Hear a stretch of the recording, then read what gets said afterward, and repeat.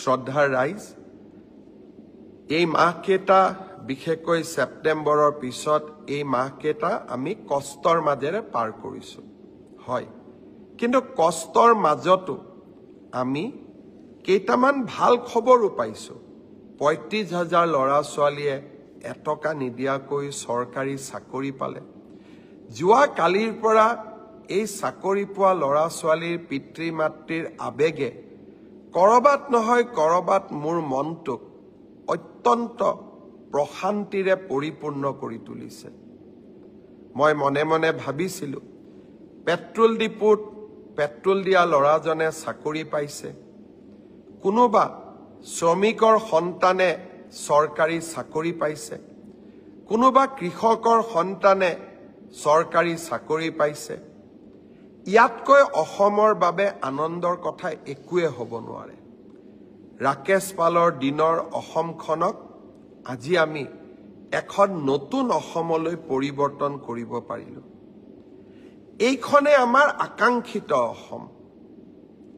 আমি নতুন অসম নিৰ্মাণ কৰিম।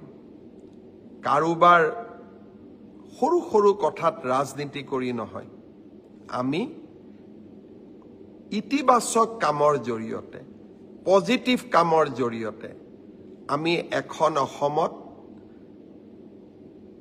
আমাৰ অসমত আমি এক নতুন পৰিৱেশ সৃষ্টি কৰিব পাৰোঁ। চৰকাৰী চাকৰিত আমি অনা স্বচ্ছতা, মই ভাবোঁ অসমৰ সমাজ জীৱনলৈ ই এক বহু আকাংক্ষিত পৰিৱৰ্তন আনিব। সেয়েহে আজি মই সঁচাকৈ অত্যন্ত আনন্দিত। মই আপোনালোকৰ পৰাও সহযোগিতা বিচাৰিম, এনেকৈ যাতে আমি অসমৰ বাবে নতুন নতুন কাম আৰু আমাৰ যুৱক যুৱতীসকলৰ বাবে এখন আশাৰে পৰিপূৰ্ণ অসম আমি নিৰ্মাণ কৰিব পাৰোঁ। নিবনুৱা যুৱক যুৱতীক কৰ্মসংস্থাপন দিয়া মুখ্যমন্ত্ৰীৰ আত্মনিৰ্ভৰ অসম আঁচনি।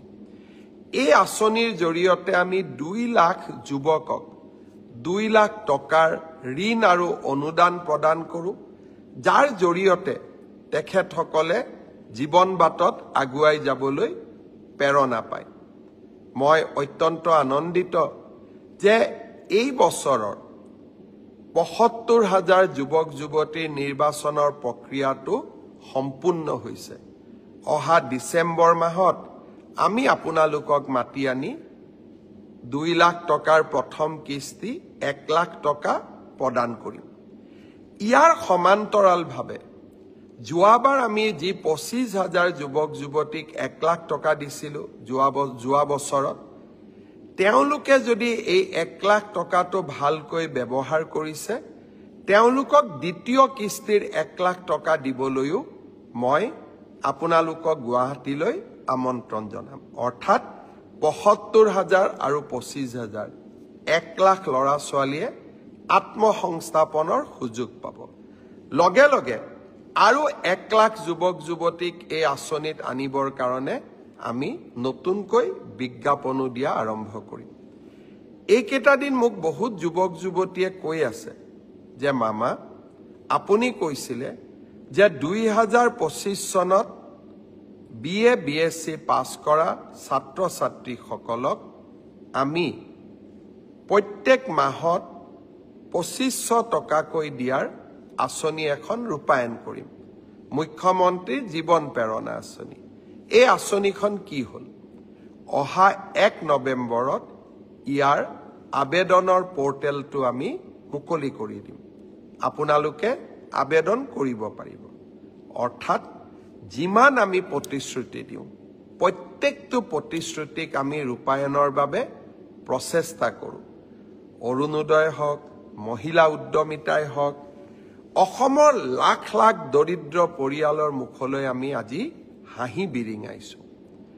২ দিন আগতে মই কৈছিলোঁ যে ১ নৱেম্বৰৰ পৰা অসমৰ ৰাইজক আমি দালি, চেনি আৰু নিমখ কম দামত দিয়া আৰম্ভ কৰিম।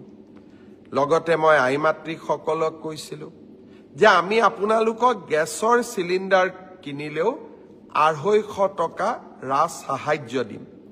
প্ৰায় 22 লাখ পৰিয়ালে অৰুণোদয় পৰিয়ালে ইতিমধ্যে এই আঁচনিখনৰ বাবে আবেদন কৰিছে।